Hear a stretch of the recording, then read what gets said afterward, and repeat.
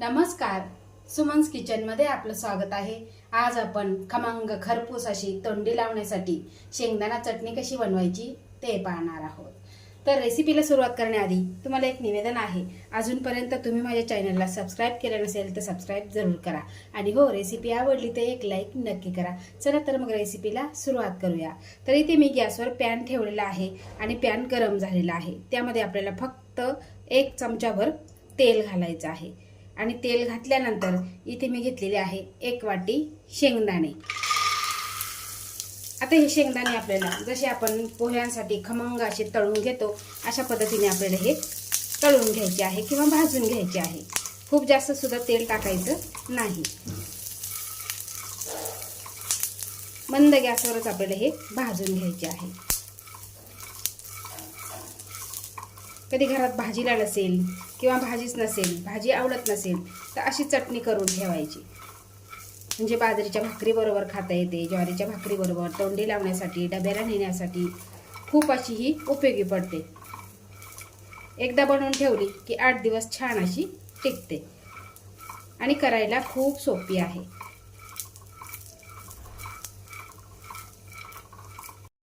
तर इथे शेंगदाणे आपले खमंग असे भाजलेले आहे।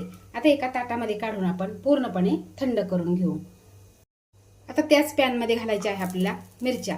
तर इथे मी 15 ते 20 मिरच्या घेतलेल्या आहे, ह्या सुद्धा आपल्याला भाजून घ्यायच्या आहे। यामुळे काय होतं, जी मिरचीची चव असते, उग्र चव असते, ती लागत नाही आणि खमंग चटणी आपली तयार होते।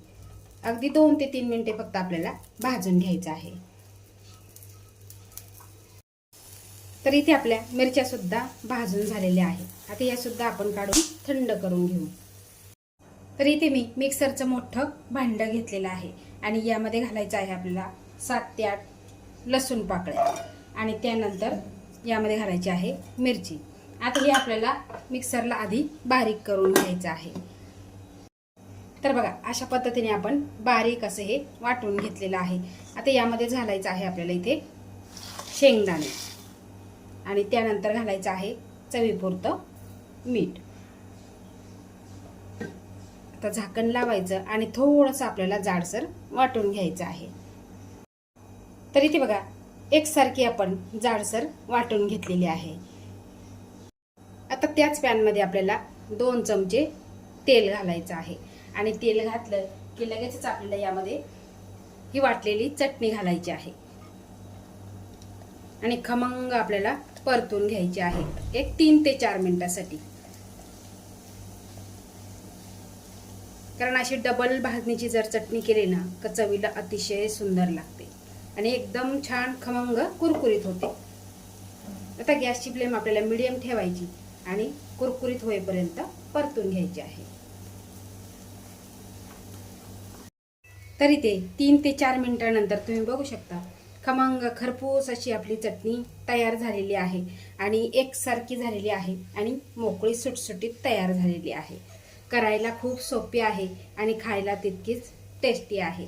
तर आता आपली ही चटणी खाण्यासाठी तयार झालेली आहे। तर अशा ह्या सोप्या पद्धतीने तुम्ही तोंडी लावण्यासाठी ही शेंगदाणा चटणी जरूर करून बघा आणि तुम्हाला माझी आजची रेसिपी कशी वाटली ते मला कमेंट करून नक्की सांगा। आवडल्यास लाईक करा, शेअर करा, सबस्क्राईब करा आणि बाजूचं बेल आयकॉन बटन प्रेस करा। धन्यवाद।